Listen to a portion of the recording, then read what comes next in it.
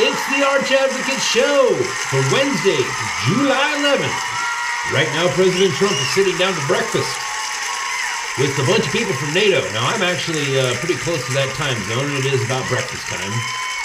And, there's a lot of comments being made from, self-hating Americans and Europeans.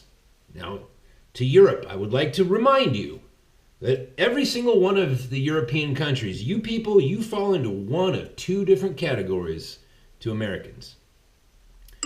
We either saved your ass or we've kicked your ass. And only one of those two categories dost thou fall into, right?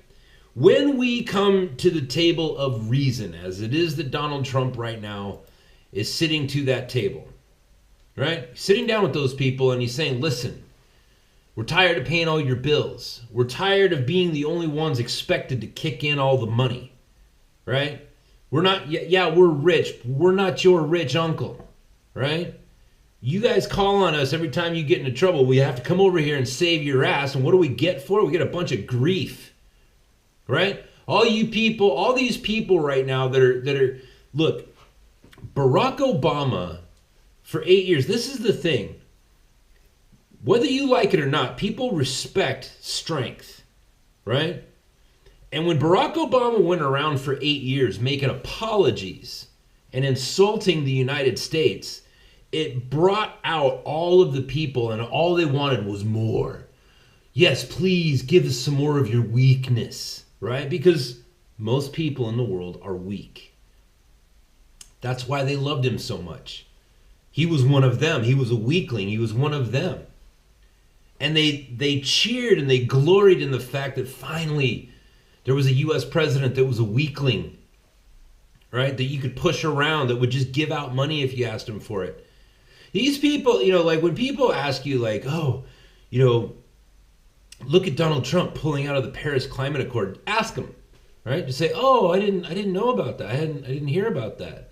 Oh, you should Google it, they'll say. Oh, well, I don't, my Google's broken. Why don't you tell me? Why don't you tell me what the Paris Climate Accord was about, right? And they'll say something like, that's, it was an organization to stop global warming. It's like, okay, well, so when we sent them money, what did they do with it? Oh, they sent it to China, China's got to change their ways. It's like, wait a minute, China is the second largest economy in the world. Are you saying they didn't have enough money of their own?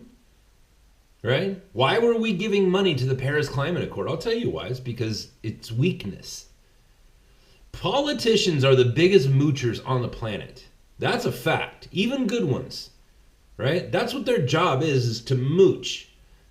And this Paris Climate Accord thing, it's like, what was my money going towards? What was it actually being spent on? Because what it kind of looks like to me is that this money was being spent so that a bunch of politicians could get on private jets and fly to the south of France, right? Go down to Nice, go down to Cannes, and hang out on the beach and stroke each other off and talk about how they were saving the world. Well, I don't want to pay for that. I don't want to pay for that. I don't want to send China a bunch of money so that they can do what they're supposed to do. You don't get applause for doing your job, right? If you, like Hong Kong, it's like your air is so bad that people literally cannot breathe it. People cannot go outside on a lot of days of the year, right? So if you clean that up, you don't get any applause from me. You have to do your job. You don't get applause for doing what the F you're supposed to do. Clean up your air, China. You've got money. You know what I mean? You have enough of the technology that you stole from us that you can figure out how to clean up your own air, and you don't need my tax dollars to do that, right?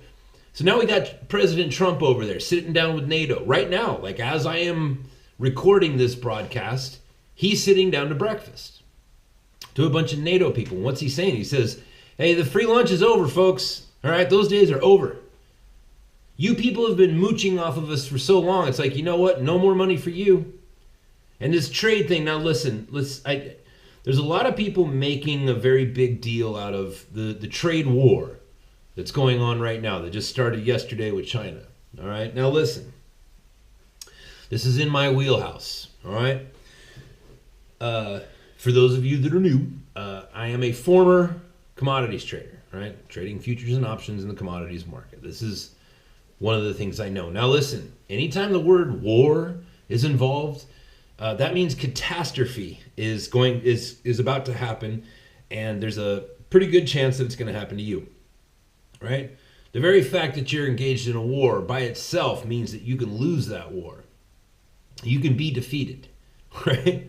So getting into a trade war means that we can lose, all right? Now here's the thing.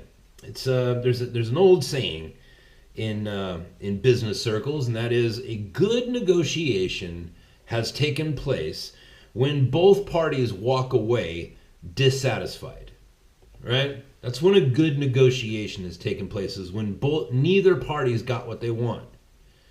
Now we have a trade imbalance, right? Now we bring in Audis and BMWs and Mercedes and all kinds of products from Europe, right?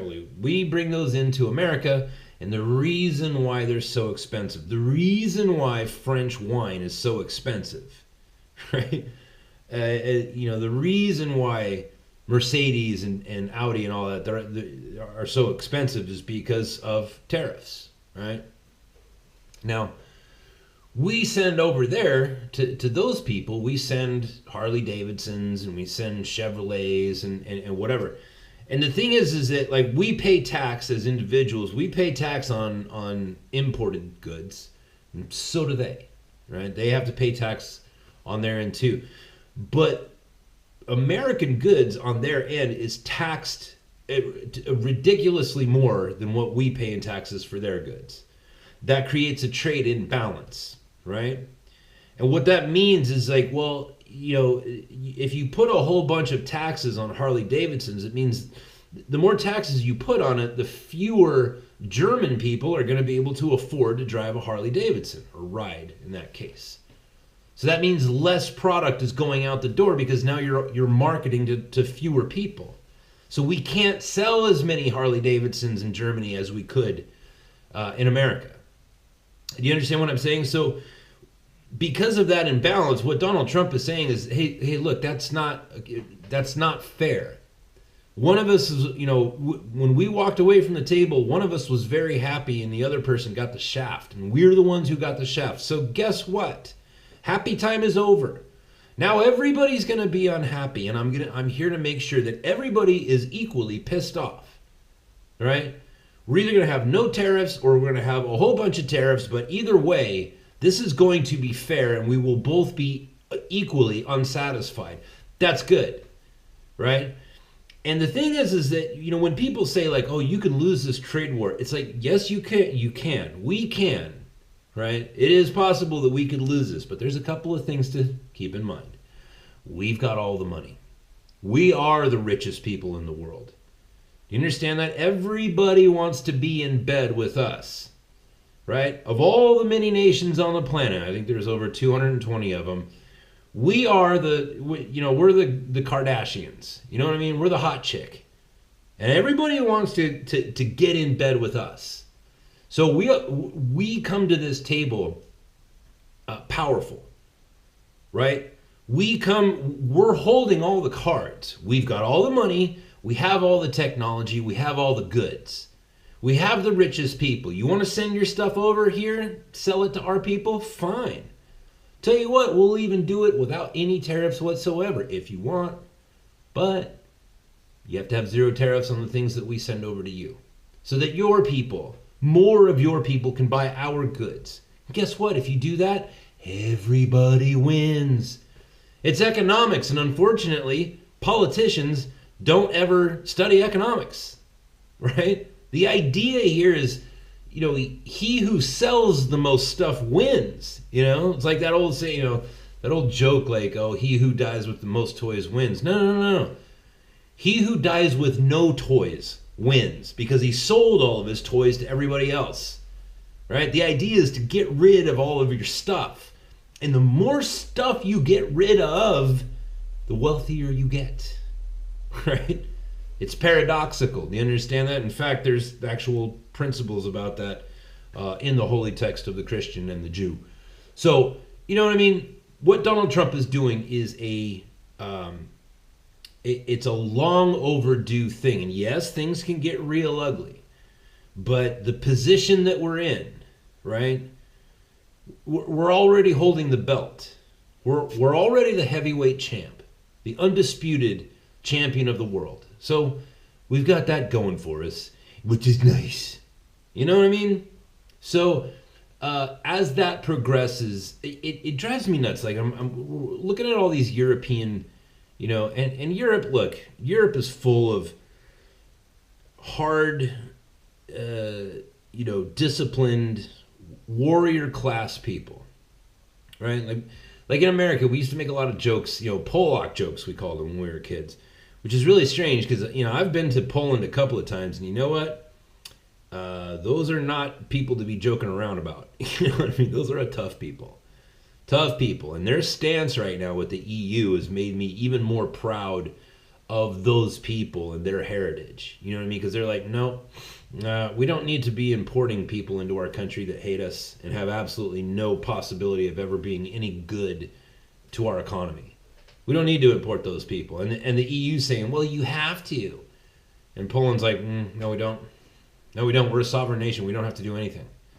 We don't have to do anything. And by the way, all you people apologizing for being Christian, we're not doing that.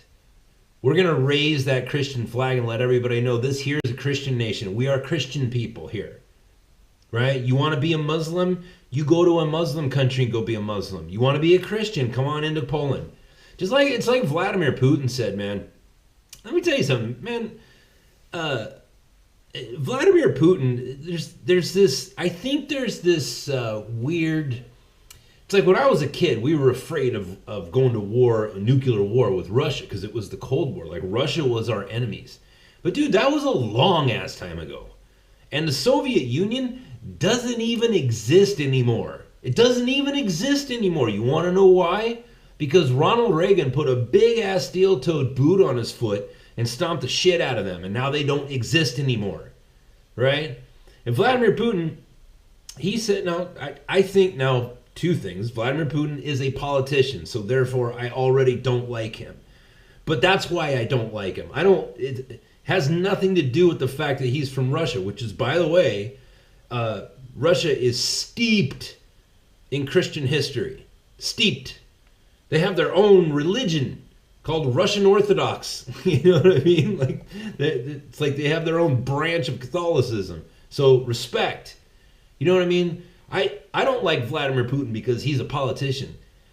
It has nothing to do with the fact that he's a Russian guy. And he said one time, he said, look, if you want to come to Russia, you know, if you want to migrate to Russia, well, then it's because you want to be a Russian. If you want to come here from Iran and be Iranian who lives in Russia, no. If you want to be Iranian, go live in Iran. If you want to be a Russian, you can move here to Russia. I like that, right? And furthermore, let me just say this, because there is, you know, everybody's talking about, oh, the Russian probe and Mueller and, you know, Donald Trump colluding with the Russians and all that. It's like, okay, look, here's the thing about Russia, right? We all saw Russia invading the Ukraine a couple years ago, right? A bunch of people died.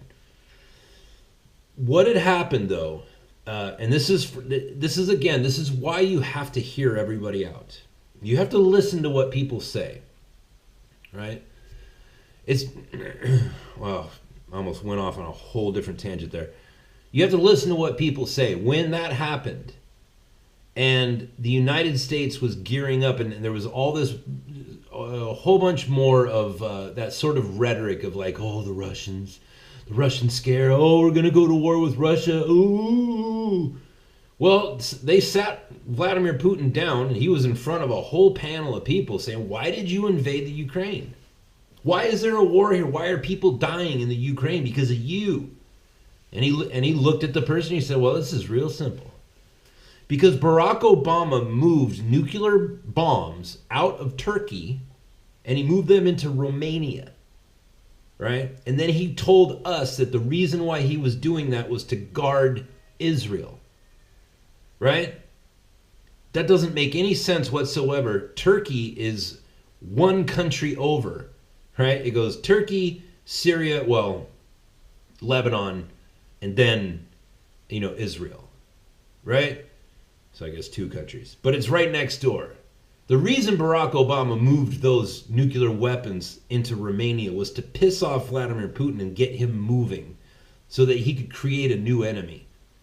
So that he could reinstill that fear that we already had in our hearts of the Russian people, right? There was no reason to move nuclear weapons into Romania, for crying out loud. And by the way, Romania, sometime I'll explain the condition of Romania. It's not good. Those are poor people, right? Nothing good is happening in Romania. Beautiful country, though.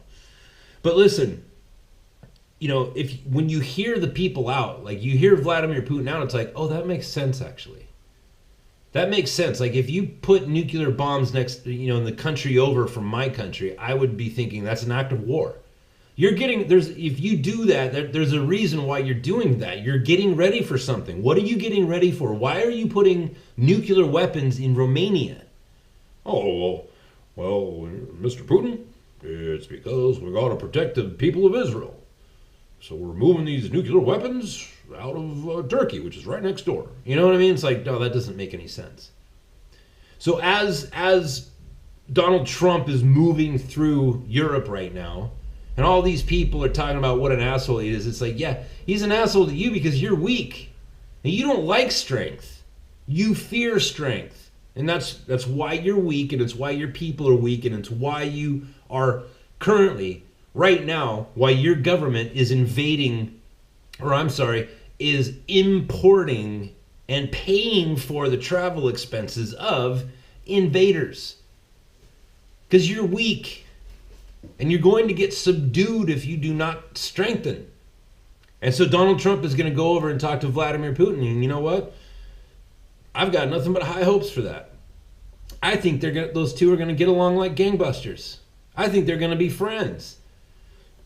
I think that what's going to happen is those two are going to be friends, and then the United States and the former Soviet Union, Russians or whatever, I think we're going to be friends again. And I think the Russian people will prosper, right?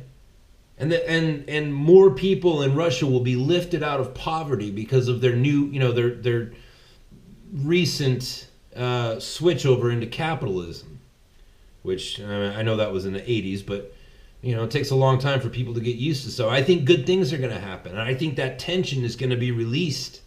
Good. I'm glad that that's happening.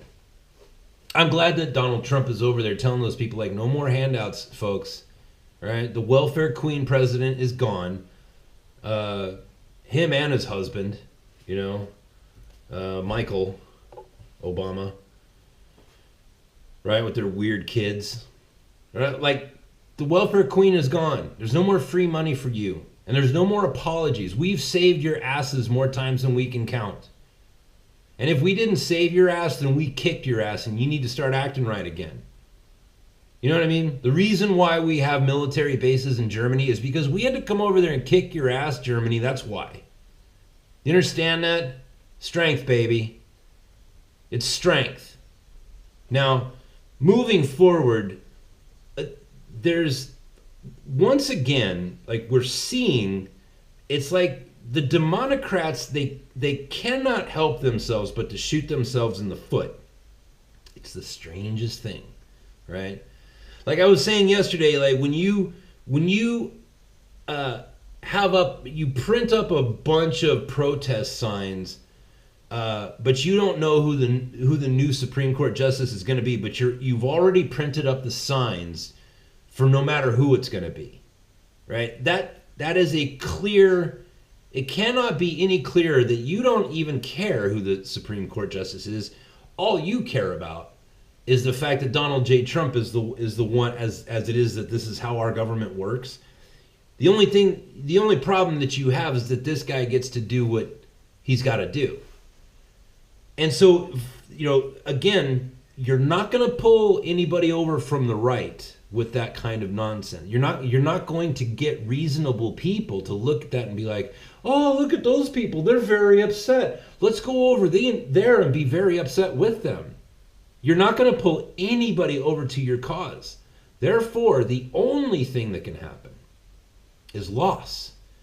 More people on the left, be it just people who are, identify as progressive or Democrat or whatever, right? People are going to see that and be like, whoa, wait a minute. That doesn't make any sense what you did. It doesn't make any sense what you did. We saw it. You printed up a bunch of, posters, signs that said, I stand against this Supreme Court justice nomination before you even knew who it was. And then immediately you have, Elizabeth Warren and Bernie Sanders out there talking about, these people are going to take away your abortions. It's like, abortions haven't even come up. Roe v. Wade has not even come up yet. You want to know how I know that? Because the new Supreme Court Justice Kavanaugh, he's not even a Supreme Court Justice yet. We're months away from that. There's no talk about Roe v. Wade. What are you guys talking about? Right? Now, this is what's awesome, though. And I don't see any with the knowledge that I have. Now, I'm not a constitutional scholar, so, there's probably a bunch of stuff that I don't know how it works. But from what I know, there's really no way to stop the nomination of, or stop the induction of Justice Kavanaugh. Here's the thing about Kavanaugh. Now, there's been some decisions that he's made as a judge in the past that kind of worry me a little bit, but there's one that doesn't worry me at all, and that's his stance on the Second Amendment. All right, in that he is a constitutional purist. Right. This is why the Democrats are so scared, and they should be. Right. Justice Kavanaugh is loved by the NRA because of the way that he interprets the Second Amendment and the other amendments as well. Right? Here's how it works. When you have things that are amendments to the Constitution, right? There's the Constitution itself and then the amendments, right? The Bill of Rights. When you have that, that's all under federal jurisdiction. So you have the right to free speech. You have that no matter what state you go into. And then the state has, what's called, the right, the state's right to self-govern, right? So you get, we have a federal protection of the right to free speech, but then the state can come in and they can twist it a little bit, right? But when you do that, you involve the federal government. For example, like you do have the right to free speech, and one of the ways that is expressed is like in California, we have a petition system, right? So if we get measures on the ballot, it's because people petitioned and gathered enough signatures to get it on the ballot, right? So that's why if you ever visit California or if you're in California right now, if you walk into a grocery store, sometimes there'll be people with clipboards and they'll be out there asking you for signatures if you're a registered voter, and they get paid per signature on it. And people feel a lot of different ways about that, but whatever, man. Sign the damn thing. Those people are just earning money, all right? So that falls under free speech. So I can stand in front of Vaughn's or Albertsons or Kroger or whatever, grocery store I want to. I can stand out front of that store and I can yell at people all day long. Hey, sir, can you come over and sign my thing, sir? Right? But, right, because I can do that because I have the right of free speech, which is also my right to assemble, and it's my right to, protest, whatever. You know what I mean? Like there's all kinds of ways that I'm protected by almost everything in the First Amendment. I'm free to do that. But what was something that was happening is that people were petitioning and they were standing in front of people as they were trying to get to the store, right? That's a form of harassment. And it's also impeding the flow of commerce, right? If I'm walking into the store and somebody blocks me and makes me go around them, it's like, well, you've put more time between me parting with my money and giving it to the shop owner, right? So you've impeded commerce. So what happened was there was a lawsuit, and they said, look, this cannot fall under the rights of free speech, because this is a different matter. So the Supreme Court, and in this case the Ninth Circuit Court of Appeals, they made a judgment, and they said, okay, right, a federal court had to get involved. Because anytime you start screwing with the nature of free speech, if you're going to do it, you have to go to the federal courts, right? Because if we change the rules, then we have to change it for the entire country when it comes to the Bill of Rights, everything in our Constitution, right? Because everything that is federal, if you change it, you can't change it on a state level. You have to change it on a federal level, because that is what's guaranteed to us as a nation, right? Well, according to the Constitution, God gave us those rights, and it's the politicians' responsibility to ensure that we always have easy access to those. But if you change something like that, you have to change it on a federal level, right?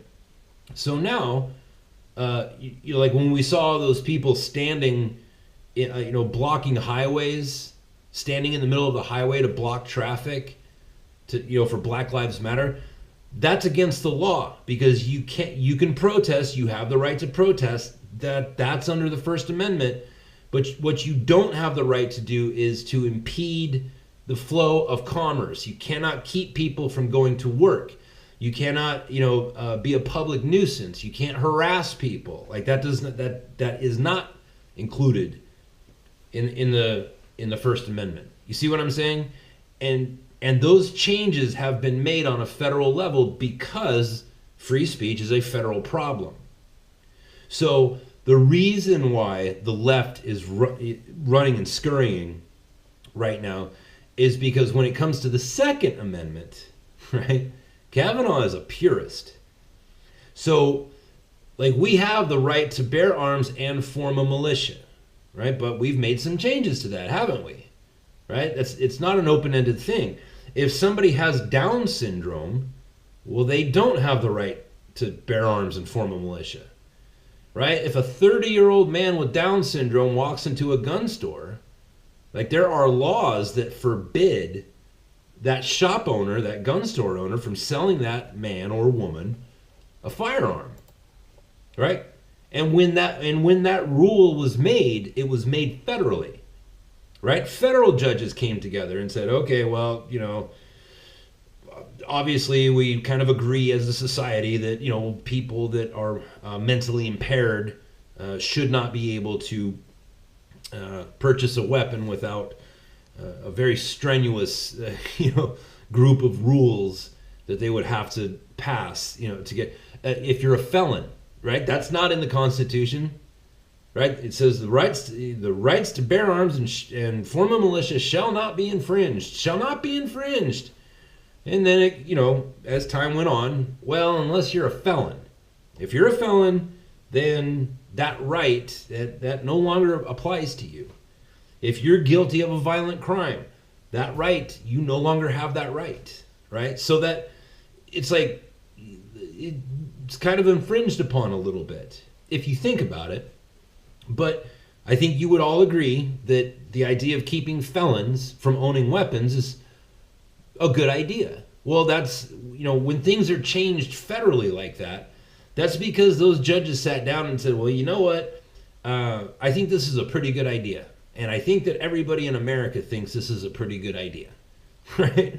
So then that rule was, placed in there federally. So when Kavanaugh sits there on the Supreme Court, and he is a constitutional purist, right?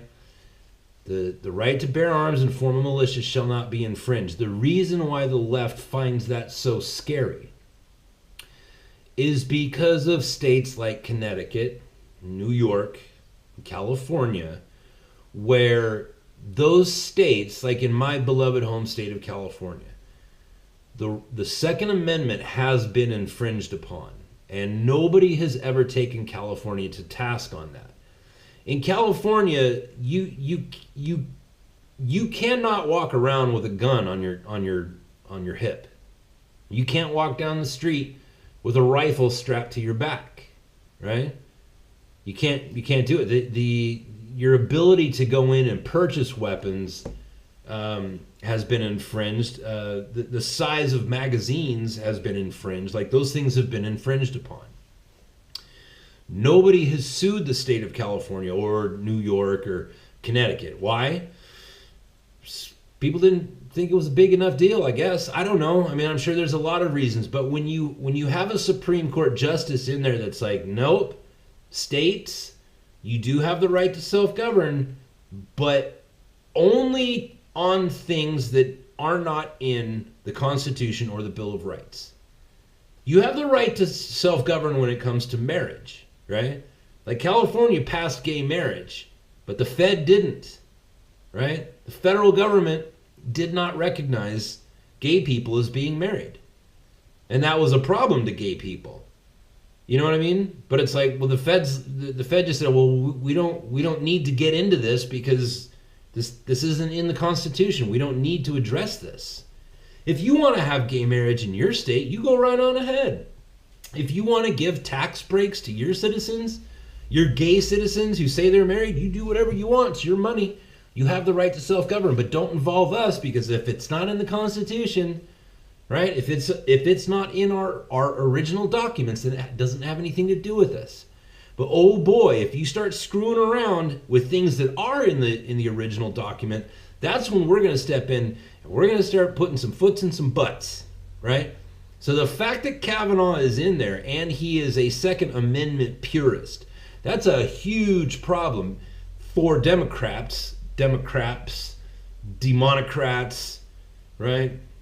Libtards. That's a big problem for them, because now you've got a guy in there who can go in, or he can get his other buddies, right, his other friends on the Supreme Court, and you can say, hey, wait a minute, it's not constitutional for these states to be putting these extra conditions on the Second Amendment. Right? It's the right to bear arms and form a militia, and this is federally protected. The states don't have the right to self-govern when it comes to this. The only way that they would have the right to do that is if they convinced the federal courts, all of them. Like, if we change the laws federally, that's the only way to do it. Right? The reason why a 30-year-old man with Down syndrome cannot, because a 30-year-old man with Down syndrome has had his Second Amendment's rights infringed upon, the reason why it's okay to infringe on that guy is because we all agreed on it federally. The reason why a felon cannot own a weapon is because we've agreed on that federally, right? If all of a sudden, Kavanaugh wants to take these states to task, he can, and it looks like he probably will. That means that we're going to see a stronger republic. We're going to see more good people in California being able to purchase weapons, protect their homes, and have the magazines that they want, to not be harassed by the police for open carry, that sort of thing. Like, Kavanaugh is a huge threat to the left, not just because of the Roe v. Wade stuff, which I'm sure that will come up.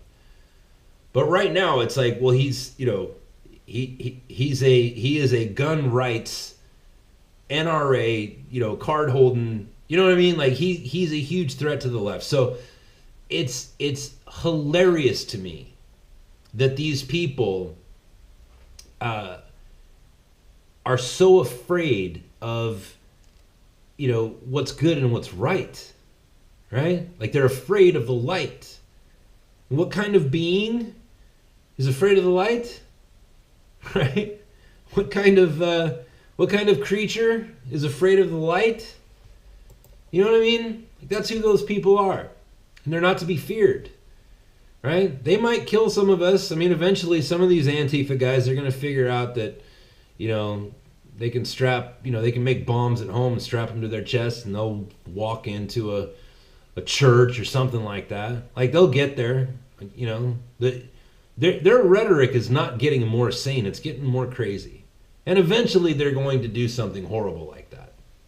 Antifa's already on the terrorist watch list, right? There's more of this to come. But you can't live in fear of that. Why? Because these people are weaklings. They will never get in a face-to-face fight. They'll never go toe-to-toe with you. They'll never do anything to fight in a way that anybody could ever regard as being fair. They're weaklings. And they're afraid of the light. And so I'm very excited about Kavanaugh, right? There was a judgment that he made that it really does concern. I'll stop talking like encrypted. Kavanaugh made a judgment. You know how there's these losers that, like in my town in San Diego, we have a mountain. By the way, if you've never been to San Diego's very mountainous. Not mountainous, but like hilly. We have big mountains, but like in the city of San Diego itself, it's just hills and hills and hills. And there's this one really big hill called Mount Helix. It's where like our football players live, right? Mount Helix is inland. It's beautiful. It overlooks the entire city. It's kind of far from the beach, but you can see the beach from it. Junior Seau used to live on Mount Helix. And on top of Mount Helix is this cross. And since like the late 80s, early 90s, there was this group of atheists who kept petitioning and kept suing the city and paying all this money and hiring all these lawyers to get the cross taken down. Like, oh, the separation of church and state, man. I don't want to see no cross. You know what I mean? Like these people. Like those people, now look, yeah, I'm biased because I'm a Christian, but even if I wasn't, it's like, why are you like, are you just now finding out that there's a sect of people who are called Christians and that's their symbol? Is this new to you? Are you just now finding this out and that's why it's so offensive to you? Or are you just an asshole who doesn't have anything better to do with their money or their time? I'm going to go with the latter. I think you're just an asshole. And when I see those people doing stuff like that, it's like, I don't find anything noble about that. You know what I mean? I just look at those people like, you people you're just losers. You're losers and you're trying to find a battle that maybe you can win. So you see this inanimate object on top of a mountain and you're going to attack that. Right? Because there is no actual enemy. There's no face-to-face. There's just you shaking your fist at the sky. Now, there was an atheist who had filed a lawsuit, and it had to do with saying the Pledge of Allegiance, right? And the thing is you can't make somebody say the Pledge of Allegiance. You cannot make people stand up for it. You cannot force people to place their hand over their hearts, because that would be, like an act of aggression. You can't make people do things that they don't want to do. So this atheist was suing somebody, and I don't remember the details of it, but he was suing somebody because the Pledge of Allegiance was being spoken. It was like, okay, now rise for the Pledge of Allegiance. And he was saying that he felt that was unjust, right? And Kavanaugh gave him what's called standing, which means that's a fancy way of saying the court will hear you. Even though the man was not forced to do anything, the guy had no standing. It's like if I say to 100 people, now stand for the Pledge of Allegiance, you don't have to stand if you don't want to do. You can turn upside down and stand on your head if you want. You can drop your pants and show me your ass. You can do whatever you want because you're a grown-ass man and this is a free country. You can do whatever you want. And so Kavanaugh told that weakling, right? That silly, weak, I want to use the F word as it applies to our gay listeners. But, that's what I think of somebody like that. I just think they're a faggot. You know what I mean? Like not a gay person, but a faggot.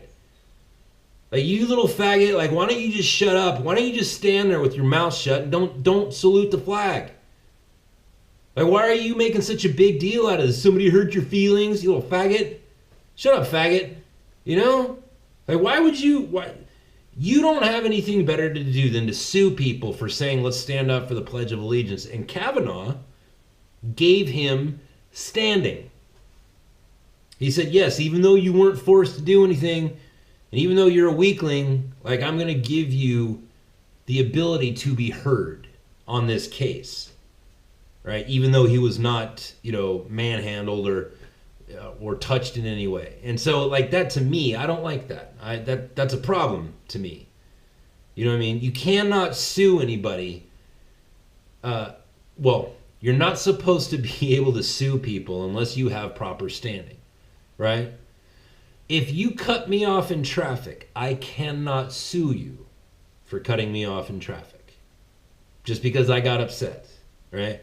If you cut me off in traffic and hit my car, then I can sue you because you've touched me. You're not allowed to touch me. Then I would have standing. But if you don't actually touch me with your car and you just cut me off, then the only standing I have is, well, my feelings were hurt. And the way it's supposed to work on the books is, well, then you don't have any standing. Why? Because your feelings are hurt. You're fine. Rub some dirt on it. Go home. You know what I mean? And this guy, Kavanaugh, gave him standing for getting cut off. And that's what I would have bad to say. But again, I don't know all of the details. There may be quite a bit to that story that I'm just not aware of. And so this whole last 10 minutes has just been old Petey talking out of his ass. That could very well be the case. I don't know, But other than that, one, Kavanaugh loves the Second Amendment and the NRA loves Kavanaugh. So therefore, ipso facto, by the transitive property, I am now a Kavanaugh fan. And two, and this is the big one, old Ruthie, right? Old Ruthie Ginsburg. She's got one foot in the grave, right? Like, she could literally, like, any minute now, she could die. And that would give Donald Trump number 3, the old hat trick, the third pick, which would secure the Constitution for another 40 years, right? That's coming. That old bird, she's not going to be around for very much longer. And I would not be surprised if old Yahweh, Lord God Almighty, gave her a little, hey, Ruthie, time to come home, right? Wouldn't shock me at all. Anyways, that is the show for today. Hey, listen, hit subscribe on iTunes. Hit subscribe on the YouTube channel. Hit subscribe on SoundCloud, on iHeartRadio. Hit subscribe, please. Hit share. Hit like. Tell your friends. Put it on Reddit, right? If you use Reddit, please take this podcast and share it into the Donald page, Tucker Carlson page, the Constitutionalist page, please.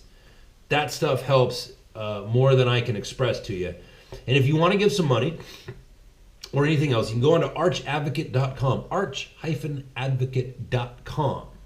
archadvocate.com. You can become a monthly patron, right? Give a couple of bucks a month.